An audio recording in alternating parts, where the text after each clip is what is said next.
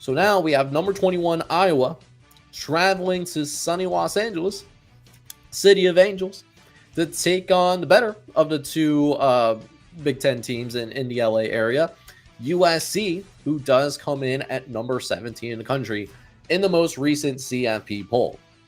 Now, USC, going to talk about them first as a home team. USC, they've had less of a sweat than their opponent coming in. They played Northwestern on a Friday night, so not only did they get like an extra day of rest, but the game against Northwestern, it didn't necessarily require a 4-quarter effort. We saw them, win convincingly, winning 38-17, and they were also able to win convincingly. If you look at the total yards, they outgained Northwestern 482 to 280. Not to mention, USC, they have a emerging star running back, King Miller, who was, I believe, a true freshman walk-on.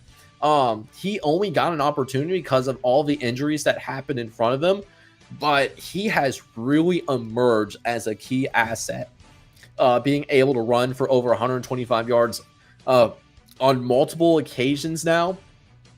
King Miller been one of the nice surprises in the Big Ten, and that's to even complement, like what Jaden Maiava is doing, and he's looked really good during like his time at USC. They got, I believe, Jamin Lemon, I believe is his name, a very dynamic weapon as well on the outside. And you're also really starting to see the like the identity of the program changing, where you used to think of Lincoln Riley, and you think always like whoever gets the 50 points first is is going to win the football game. Well, now you're really starting to see USC come out and have an actual defense. Creighton, they can still definitely put points up on the board, and that's evident in, like the USC game, but it's no longer required that they put up 30, 40 points a game in order to win football games consistently. They can actually rely on their defense a little bit as well. And it does help that your offense is also, one of your more explosive units in the country, which is good because you have Iowa coming into town, where Iowa, we've always talked about how good their defense is as well. We just saw this happen in the Oregon game for Iowa last week, where they held Oregon to just 18 points. They really had them in a box in terms of that passing game all day long. And while they didn't find a way to win the game, they had some heartbreak at the end, absolute heartbreak. I really felt bad for Iowa Hawkeyes fans. I truly did.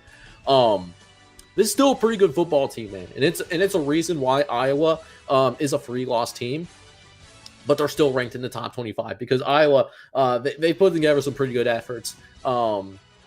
Yes, the offense maybe isn't the most explosive on the face of the planet, but at the same time, they have a ability to at least put points up on the board, and they're capable of actually putting up a good number of points. Thinking back to the Floyd Rosedale game against Minnesota, where they put up 40 plus on Minnesota. Now, Minnesota maybe not the most impressive team in the world, but the fact that Iowa did that on top of playing really good defense knows that there is an upside where Iowa can just absolutely explode offensively. That absolutely can still happen. This is my biggest question with Iowa, though, because we did see Iowa play a very physical game in the rain, and it was a very emotional game as well, and they didn't come out on top. And it's just one of those games where you would have really loved to win that game, but just sheer utter disappointment and rejection if you lose that game. And Iowa lost that game. But now you have to get yourself back up. Gotta get dust off your shoulders, and now you gotta travel. You gotta travel to USC to play your next game. How much is in the tank for this Iowa team? That's really the biggest question that I have. Meanwhile, USC on the other side, we talked about them in the sense of, hey, USC didn't really have to sweat it out. I believe were they at home for the last game? I can't remember off the top of my head. Was USC at home for the last one? Yes, they were. They were at home, and then they're at home once again. Now, one thing that I will say about USC, though, Even though it is a ranked matchup, it's also possible at the same time that this could be a potential look ahead spot at the same time, because USC next weekend does have Oregon on the road, and that's going to have massive implications in the Big Ten as well. So it's possible that maybe, even though if it is a ranked matchup, this could also somehow be a look ahead spot as well. So really want to see for USC, how focused are they as they're hosting Iowa, a very good Iowa football team that's fourth in the nation in terms of total defense. They only allow 250 yards a game, and be able to, they've only allowed 13 points a game. And also, what if like USC is put in a box like Oregon has? Does USC also have that ability where while they've been able to play better defensively, can they win with their defense? Because they have only allowed, because the last few games they have just allowed like 20 points or less in 3 of their last 4 games. They were very fortunate to win that Nebraska game, though.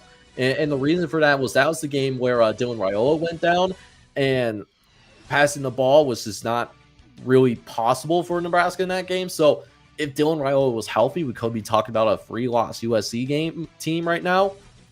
Can they win with their defense if their offense isn't fully clicking?